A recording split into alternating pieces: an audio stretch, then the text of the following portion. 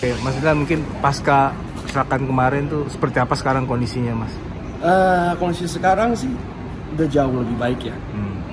Nggak sering bangun tengah-tengah malam karena nightmare kayak gitu. Terus nggak ada tiba-tiba sakit. Sekarang udah nggak ada sih. Udah lancar sih kayak jalanin kehidupan sehari-hari. Alhamdulillah udah lancar aja. Berarti sudah normal kembali seperti biasa gitu, Mas? Insya Allah. Soalnya yang nggak normal jidatnya doang nih bentuknya. Oke. Tapi masih proses rawat jalan atau gimana? Udah enggak sih, udah enggak. Terakhir tuh kontrol mungkin setahun yang lalu, kontrol ke dokternya. Tapi sekarang sih kalau nggak salah terakhir dokter bilang ini udah aman. Tapi kalau misalnya sakit atau ada apa-apa harus ke sana lagi. Oke, tapi kayak rasa migrain tiba-tiba gitu-gitu? Udah enggak. Udah enggak. Dulu masih kayak sekali, sekarang udah sama sekali enggak. Oke. Kan kalau masalah itu kan pemasangan plat sendiri, Mas ya. Ada traumatik tersendiri nggak sih, Mas, begitu melakukan proses operasi seperti itu? Kalau untuk trauma tuh lebih ini ya, di jalanan sih traumanya. Kalau di belakang truk bawa mobil tuh itu tuh yang tiba-tiba deg. Jadi kalau misalnya aku di belakang truk itu mendingan ya melipir lah, jangan di belakang truk. Itu sih traumanya di situ.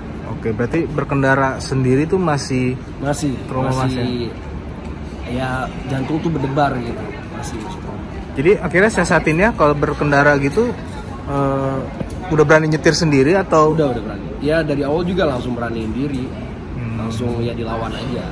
Cuma lebih careful kayak gitu, nggak berani ngebut kayak dulu. Oke. Terus kan kembali beraktivitas syuting lagi langsung. Ya. Nah itu gimana, Mas? Ada kendala juga nggak sih dari? Kendalanya lumayan, soalnya aku nggak boleh keringetan, terus nggak boleh yang bener-bener overthinking kayak gitu-gitu. Jadi keringetan pun itu harus langsung dihapus. Soalnya kan dari sini sampai sini kan jahitan. Waktu itu nggak boleh basah. Tapi kalau kayak kerja terlalu berat, ekstrim gitu-gitu ada kendala atau memang? Wah itu kendala, itu bisa bahaya. Apalagi awal-awal itu kan ini masih rentan banget waktu itu kan. Jadi kalau bisa semaksimal mungkin jangan sampai yang berat-berat. Ngangkat barang aja nggak boleh gua. Waktu itu. Berarti sekarang sudah benar-benar bisa. Sekarang udah nge-gym segala macam, santai. Oke. Mas, tapi begitu kejadian itu tuh apa sih yang dirasakan atau dipikirkan begitu kejadian yang fatal bisa dikatakan seperti itu, Mas? Pas kejadiannya, itu kan gue nggak inget sama sekali. Mungkin gue kepikiran tuh kalau gue pergi yang ngerawat nyokap bokap tuh siapa? Itu sih yang ada di otak gue mulu. Karena gue anak satu-satunya dan gue tulang punggung keluarga. Itu sih gue. Jadi gue mencoba untuk lebih careful dalam berkendara, dalam maupun itu. Berarti bisa kemarin dikatakan tuh kejadian itu tertekan karena kepikiran orang tua yang dirimu menjadi tulang punggung sendiri, Mas ya. Pengen survive banget. Dokter sendiri pun bilang kalau my will to live itu gede, kata dokternya. Tapi sempat kayak alamin depresi atau bagaimana gitu, Mas? Bergejolak dalam? Sempat nangis sih, karena rambut gua waktu itu nggak gondrong lagi, botak. Itu doang yang gue bikin nangis. Tapi kalau untuk depression itu awalnya agak sih, soalnya setiap kali ngaca jidat gua kan maju. Jadi kayak insecure kayak gitu-gitu, mau syuting lagi agak insecure. Cuma kalau misalnya nggak gue lawan itu ya balik lagi, siapa yang akan ngerawat bokap gue. Oke. Berarti karena ada insecure terus menjadi sosok tulang punggung keluarga, akhirnya lu harus di fight sendiri, Mas ya. Soalnya kalau misalnya gue malah ngunci diri di kamar itu nggak nyelesain masalah. Oke. Support apa sih waktu itu, Mas, kalau boleh tahu, keluarga terutama kedua orang tua? Support banget.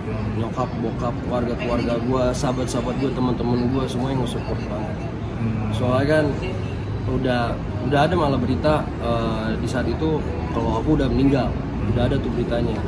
Tapi untunglah banyak doa-doa dari orang-orang yang aku sayang, doa-doa dari fans juga, itu kuat banget. Dan alhamdulillah aku masih di sini. Kayak kerja berat gitu atau membatasi nggak sih, Mas, secara aktivitas sekarang? Kalau sekarang sih udah enggak ya? Sekarang sih udah aman. Cuma tetap ininya nggak boleh kena hantam atau apa di sininya nggak boleh. Oke. Tapi sekarang kan ada pasangan nih ya, kemarin juga kan melakukan ulang tahun ya Mas ya? Ulang tahunnya dia. Ya, nah itu gimana sekarang sih Mas? Alhamdulillah lancar aja. Tadi juga ikut kok. Itu ada orang itu tuh di situ. Oh gitu. Iya. Dia ikut sih, ikut support juga. Dia juga kan lagi berkarir di dunia entertain. Kemarin dia film, baru habis web series gitu.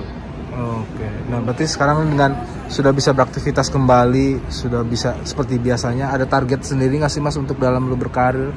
Sebenarnya target gue bahagiin orang tua sih dari dulu. Pengen bahagiin orang tua. Pokoknya target utama gue itu nyokap pengen gue naikin haji, udah daftar, tapi entah kapan gitu, tahun berapa lah gitu misalnya. Terus bokap ya kalau dia kan suka teknologi, mau beliin ya super komputer kayak gitu. Gitu sih. Oke. Kemarin kan juga udah berangkatin umroh nyokap ya Mas ya? Alhamdulillah.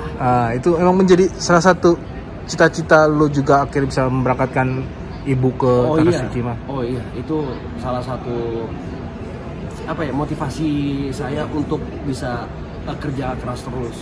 Itu berangkatin umroh, ntar lagi haji. Ya bokap pengen beli komputer baru, oke, kerja keras lagi. Nah kalau pas sakit itu kan lo langsung sigap kayak kerja syuting gitu Mas. Itu langsung.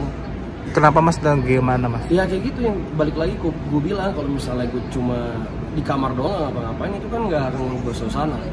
Jadi bulan kedua itu gue dari operasi itu langsung kerja. Dokter gue nelpon, tiba-tiba kerja. Hati-hati ya, sebenarnya nggak boleh, gue harus bed rest itu sampai 6-8 bulan kalau nggak salah.